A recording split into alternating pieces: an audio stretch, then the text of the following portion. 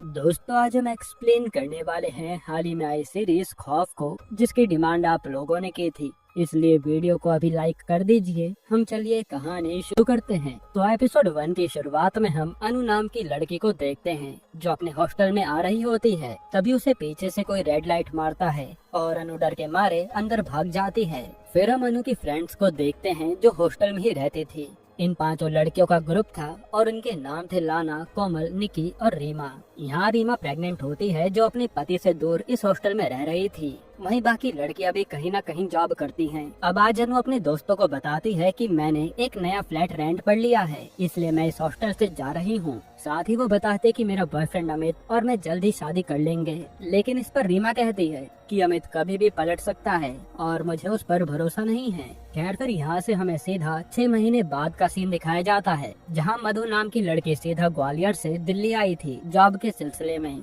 यहाँ मधु का बॉयफ्रेंड अरुण उसे पिक करने आता है और ये दोनों सीधा अरुण के रूम पर आ जाते हैं। तब अरुण के रूम में जाते ये दोनों इंटीमेट होने लगते हैं। तभी मधु अरुण को रोक देती है और हम समझ पाते हैं कि मधु के साथ पास्ट में कुछ ऐसा ट्रॉमा हुआ था, जिसके कारण मधु इंटीमेट होने से डरती है। तब अरुण भी उसकी परेशानी समझता है। फिर अगले दिन मधु अपने जॉब इंटरव्यू पर जाती है और उसका इंटरव्यू अच्छा जाता है, जिसके बाद मधु आकर अपनी बेला दीदी से मिलती है, जो मधु की पुरानी जानकार थी और उसी कंपनी में जॉब करती थी जिसमें मधु इंटरव्यू देने आई थी। यहाँ बेला मधु से पूछती है कि तुम्हारा इंटरव्यू कैसा गया, जिस पर मधु कहते कि ठीक ही था, पता नहीं जॉब मिलेगी भी या नहीं। लेकिन बेला कहते कि एचआर मेरा फ्रेंड है, तुम्हें आराम से जॉब मिल जाएगी। यहाँ बातों के दौरान ही मधु बेला से रूम के बारे में पूछती है ताकि वो अपना अलग रह सके। तो बेला उसे एक हॉस्टल के बारे में बताती है, जहाँ कई जॉब करने वाली लड़कियाँ पहले से रह रही थी। तभी वहाँ बेला का फियांसे नकुल आता है और मधु नकुल को देखकर कुछ सोचने लगती है, जैसे उसने पहले भी नकुल को देखा हो। खैर, अब यहाँ से मधु अपने लिए हॉस्टल देखने जाती है और ये वही हॉस्टल था जहाँ अनु और उसके ग्रुप की लड़कियाँ रहती थी। फिर वार्डन ग्रेसी मधु को एक रूम दिखाती है 333, क्योंकि वही रूम फिलहाल के लिए खाली था। ग्रेसी मधु से बताती है कि ये बक्सा यहाँ रहने वाली लड़की अनु का था, अगर तुम्हें ये नहीं चाहिए तो बता देना, मैं हटवा दूंगी। लेकिन मधु कहते कि कोई प्रॉब्लम नहीं है, मैं मैनेज कर लूंगी। खैर, इसके बाद मधु और अरुण जब मधु का सामान लेने जा रहे होते हैं, तब अरुण मधु से कहता है कि हमें कोई और जगह देखनी चाहिए, क्योंकि मुझे ये हॉस्टल पसंद नहीं आया। ऊपर से ये मेन सिटी से काफी दूर भी है। लेकिन मधु कहती है कि कहीं और इतना सस्ता रूम नहीं मिलेगा। हालांकि मधु अरुण से अपने लिए मेडिकल सर्टिफिकेट बनवाने के लिए कहती है, जो कि उसे वार्डन को देना था। इसके बाद अरुण यहाँ से मधु का मेडिकल सर्टिफिकेट बनवाने के लिए सीधा साइकेट्रिस्ट सोहिनी के पास आता है, जो मधु का सर्टिफिकेट बना देती है। साथ ही वो मधु को देखकर कहती है कि मुझे एक असिस्टेंट की नीड है और तुम समझदार लग रही हो, पार्ट टाइम जॉब करना चाहो तो आ जाना मेरे पास, जिसके लिए मधु मान जाती है। इधर हम रूम नंबर 333 में हॉस्टल की 3 लड़कियों को देखते हैं, जो खेल खेल में ओइजा बोर्ड की मदद से अनु की आत्मा से बात करने की कोशिश करती है। यानी अनु की मौत हो चुकी है। तभी एकदम से बोर्ड में हलचल होने लगती है, जिन्हें वार्डन ग्रेसी नीचे से शांत रहने के लिए कहती है। यानी उस रूम में जरूर कोई न कोई आत्मा है। फिर हम ग्रेसी के साथ इलू मिश्रा नाम की कांस्टेबल को देखते हैं, जो कि ग्रेसी की फ्रेंड थी।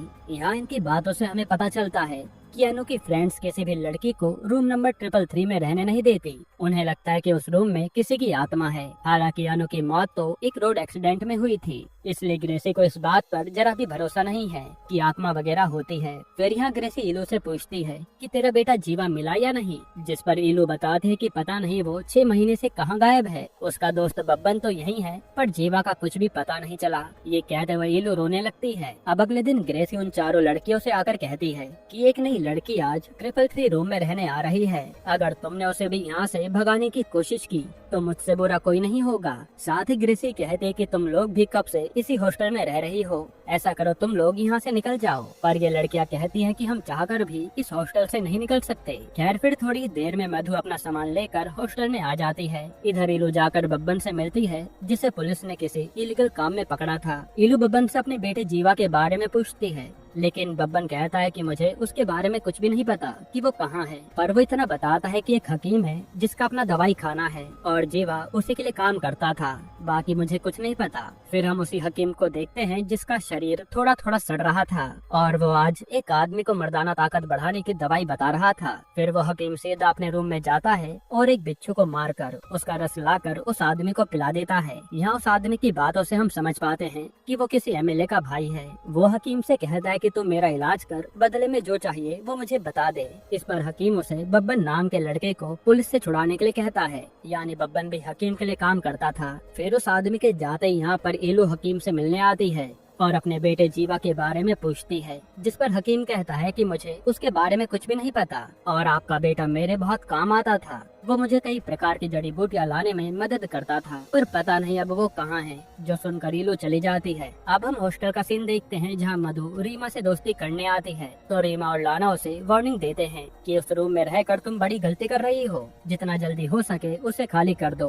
पर मधु उनकी बात इग्नोर करके अपने रूम में चली जाती है। फिर अगले दिन मधु अपनी जॉब ज्वाइन करती है, जहाँ आज का दिन काफी अच्छा रहता है। फिर जब वो और बेला साथ में लंच कर रहे होते हैं तो मधु बेला से नकुल के बारे में पूछती है, जिस पर बेला बताती है कि नकुल और मैं ऑफिस के दौरान ही मिले थे। उसका ऑफिस यहीं पास में है और हम जल्द ही शादी भी करने वाले हैं। इसके बाद रूम पर जाते ही मधु नकुल की प्रोफाइल स्टॉक करती है, जैसे वो नकुल के बारे में कुछ पता लगाना चाहती हो। पर तभी उसके रूम का डोर नॉक होता है और गेट खोलने पर वहाँ कोई भी नहीं होता। उसी समय रीमा और लाना निकलते हैं और कहते हैं, लगता है खेल शुरू हो गया है, अभी भी मौका है, निकल लो। पर मधु कहते कि मैं किसी से डरती नहीं हूँ। इसके बाद मधु जब सो रही होती है तभी उसे एक बहुत ही भयानक सपना आता है, जिससे उसकी नींद टूट जाती है। तभी हम मधु के पीछे एक आत्मा को देखते हैं जो उसे घूर रही थी। यानी सच में इस रूम में कुछ है।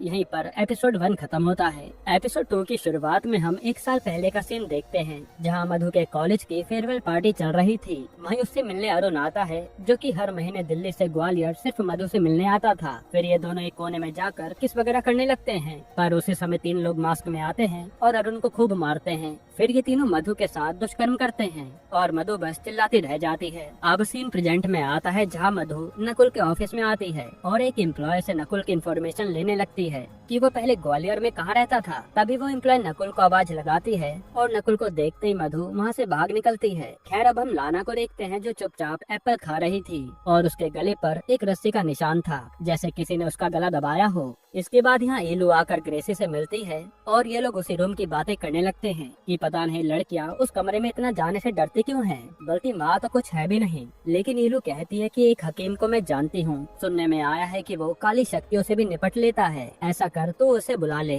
तब ग्रेसी उसकी बात मान लेती है। फिर हम उसी हकीम को देखते हैं जो एक लड़की को ऊपर से घूरे जा रहा था। तभी उस पर ग्रेसी का फोन आता है और वो उसे अपने हॉस्टल में आने के लिए कहती है। इधर मधु अपनी एक जॉब खत्म करके सोहिनी के यहाँ जॉब पर जाती है और वो दोनों जॉब काफी अच्छे से कर रही थी। वहीं मधु की मुलाकात सोहिनी की बेटी से होती है और ये दोनों दोस्त बन जाते हैं। खैर फिर जब मधु सोहिनी का काम कर रही होती है तो बताती है कि मैम मेरे हॉस्टल में कुछ लड़कियां हैं जिनकी फ्रेंड के रूम में अब मैं रहने लगी हूँ, पर उस रूम से लेकर पता नहीं उन्हें क्या इशू है जो वो मुझे बार बार वहाँ से जाने के लिए कहती हैं। जिस पर सोहिनी कहती कि शायद ये उनका कोई ट्रॉमा होगा।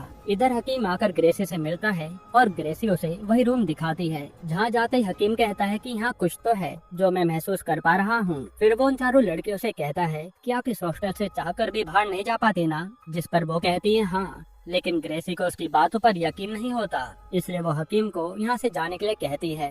पर हकीम जाते जाते कहता है कि मैं तो जा रहा हूँ, पर उस कमरे से जो कुछ भी चीज जुड़ी हुई है वो इन चारों लड़कियों को तबाह कर देगी और अब तो जो लड़की वहाँ रहने आई है वो भी नहीं बच पाएगी। लेकिन ग्रेसी को हकीम की बातों पर यकीन नहीं था। इसके बाद रात में जब मधु अरुण से मिलने के लिए तैयार हो रही होती है, तभी उसे पीछे से वही आत्मा देख रही थी। वहीं हॉस्टल के गेट पर हम लाना को देखते हैं, जो उस हकीम से कहती है कि हमें कैसे भी करके यहाँ से निकलना है। इस पर हकीम उसे अभी चलने को कहता है और लाना जैसे गेट से कदम बाहर रखती है, तभी उसके गले पर रस्सी जैसा निशान बन जाता है, जैसे उसका कोई गला दबा रहा हो। इससे लाना वापस अंदर आ जाती है और हकीम उसे एक शीशी देता है कि इसका इस्तेमाल मैं आपको बाद में बताऊंगा और मैं ही तुम्हारी मदद कर सकता हूँ, जो लाना ले लेती है। यहाँ मधु अरुण के साथ डिनर पर आई थी, पर बातों बातों में अरुण के मुंह से कुछ ऐसा निकल जाता है जिससे मधु उससे लड़ाई कर लेती है। फिर अरुण मधु को सीधा अपने रूम पर लाता है और कहता है कि उस रात को मैं कभी भुला नहीं पाता, रोज वही रात मुझे परेशान करती है। यहाँ अरुण उसी फेयरवेल वाली रात की बात कर रहा था। इधर ग्रेसी और रीलू साथ में थे, जहाँ ग्रेसी उससे कहती है कि तुमने अपने बेटे को इतना सर पर चढ़ाया था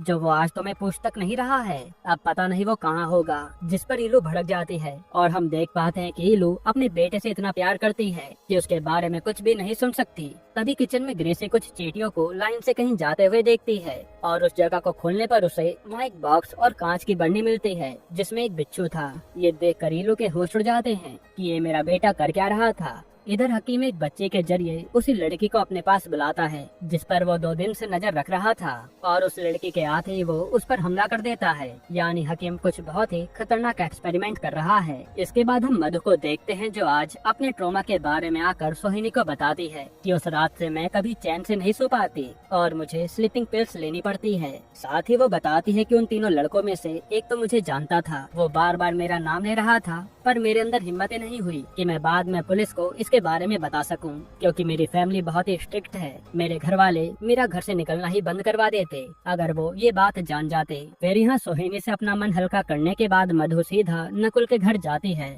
उससे मिलकर कुछ सवाल पूछने के लिए। यहीं पर एपिसोड 2 खत्म होता है। एपिसोड 3 की शुरुआत में हमें कुछ महीने पहले का सीन दिखाते हैं जहां जीवा एक लड़की को बब्बन की दुकान पर लाया था। वहां जीवा उस लड़की को पहले पायल दिलाता है और फिर किसी बहाने से सीधा हकीम के पास लेकर आता है। तभी वो लड़की वहां से भागने लगती है, लेकिन हकीम उसे तुरंत बेहोश कर देता है। इसके बाद सीन प्रेजेंट में शिफ्ट होता है जहाँ मधु नकुल से आज सारी बातें पूछ लेती है ताकि सब क्लियर हो। वो कहते कि तुम मुझे ग्वालियर से जानते हो ना, और उस रात तुम ही थे अपने 2 दोस्तों के साथ, मुझे ऐसा लगता है। लेकिन यहाँ नकुल साफ मना कर देता है कि मैं दिल्ली में ही रहा हूँ हमेशा से और मुझे कुछ भी नहीं पता तुम क्या कह रही हो। जिस पर मधु नकुल से माफी मांगती है कि मैंने तुम पर फालतू में शक किया, और नकुल भी उसे रिलैक्स फील कराता है कि मुझे तुम्हारे ट्रॉमा के बारे में सुनकर बहुत बुरा लगा। जिसके बाद मधु वहाँ से सीधा अपने हॉस्टल आती है और वहाँ उसकी मुलाकात बाकी दूसरे रूम में रहने वाली लड़कियों से होती है और ये लड़कियाँ मधु से दोस्ती भी कर लेती है। फिर एक लड़की लंच के टाइम पर मधु को बताती है कि तुम जिस रूम में रहती हो वहाँ पहले अनु रहती थी, जिसकी वही चारों लड़कियाँ फ्रेंड थी,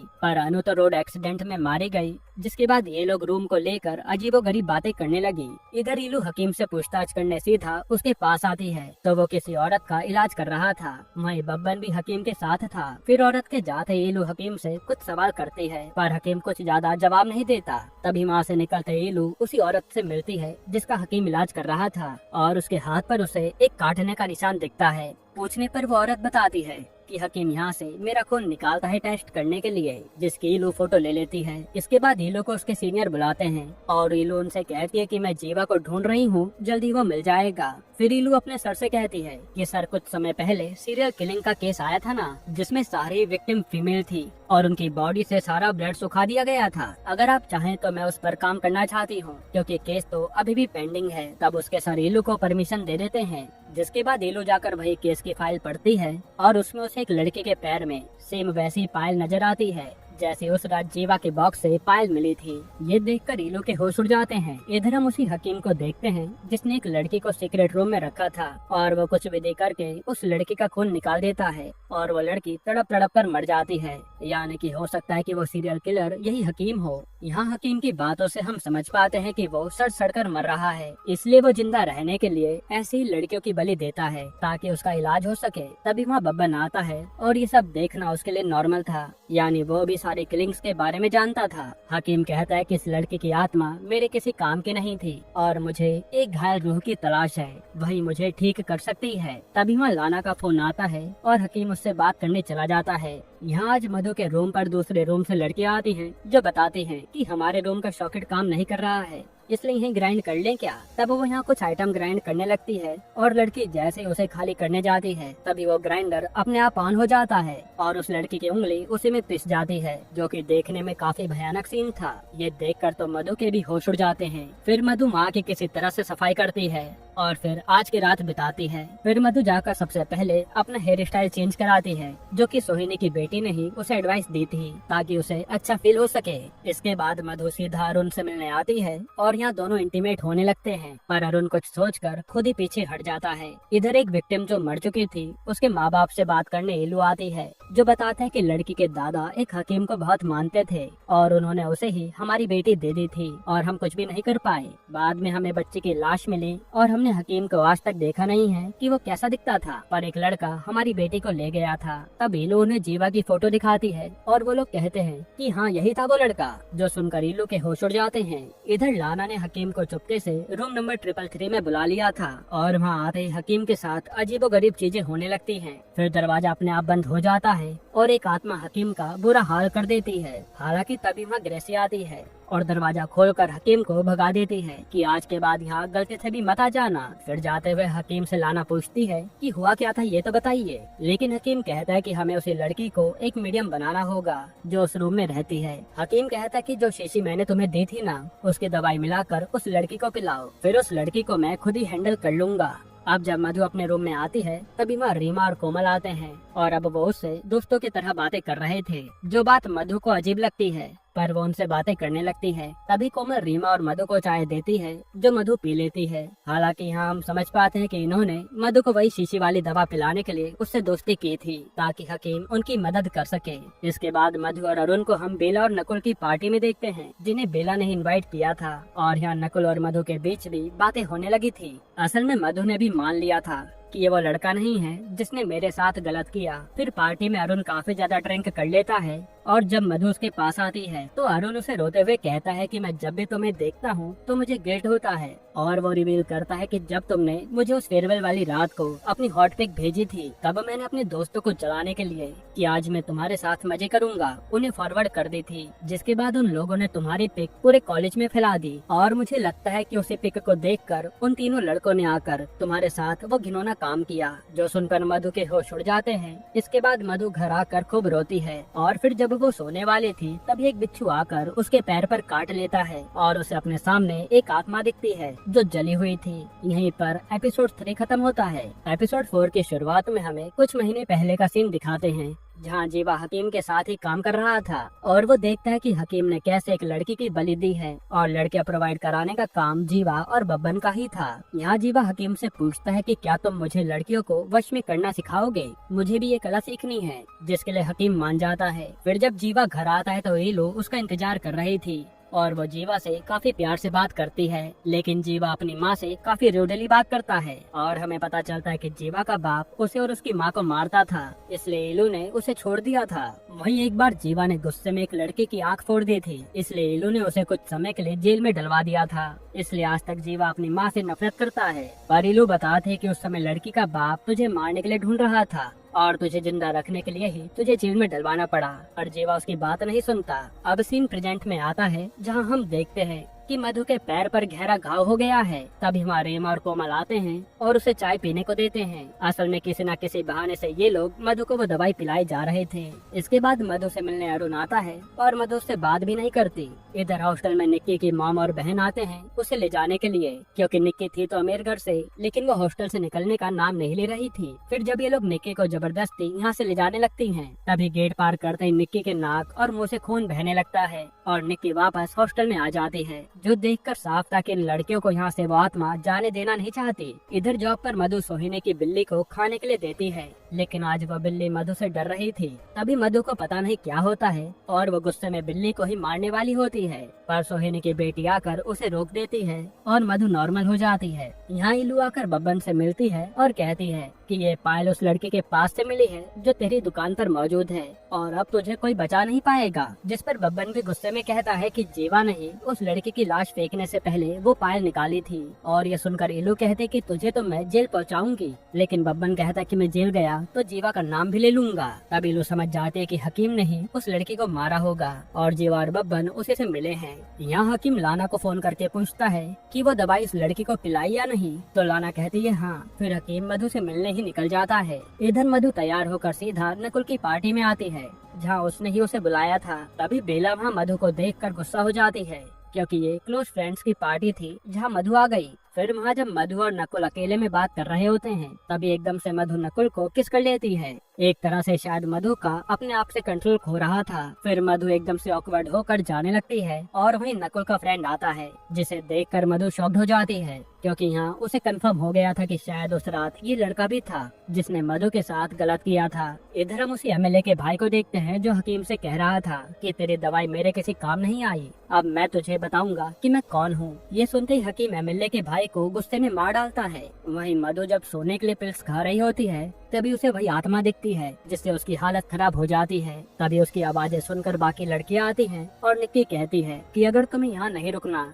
तो अपने शहर वापस चली जाओ, क्योंकि ये कमरा रहने लायक नहीं है। पर मधु कहती है कि मैं ग्वालियर वापस नहीं जा सकती और वहाँ जो कुछ भी हुआ वो सब इन्हें बता देती है। तभी रीमा मधु को सूप पीने के लिए देती है और उसमें भी इन्होंने वही हकीम की दवा मिलाई हुई थी। फिर जब मधु सोने लगती है तभी उसे गेट नॉक होने की आवाज आती है और सारी लड़कियाँ वहीं इकट्ठी हो जाती है। उसी समय मधु को एकदम से वही साया दिखता है और मधु दूर जाकर गिरती है। तब ये सब दूर खड़ा वही हकीम देख रहा था और वो कहता है कि मैं अब इस लड़की को कैद करके अपनी ताकत बढ़ाने के लिए इस्तेमाल करूंगा, जिससे मेरी बीमारी ठीक हो जाएगी। यहीं पर एपिसोड 4 खत्म होता है। दोस्तों आगे हम देखेंगे कि आखिर इस रूम में किसकी आत्मा है और इसका सच जब सामने आएगा ना तो आपके भी होश उड़ जाएंगे। सीरीज थोड़ी बड़ी है इसलिए एक्सप्लेन करने में थोड़ा समय लग रहा है। अगर आपको कल ही बाकी के एपिसोड्स का एक्सप्लेनेशन चाहिए तो कमेंट में पार्ट 2 लिख देना, हम एक्सप्लेन कर देंगे।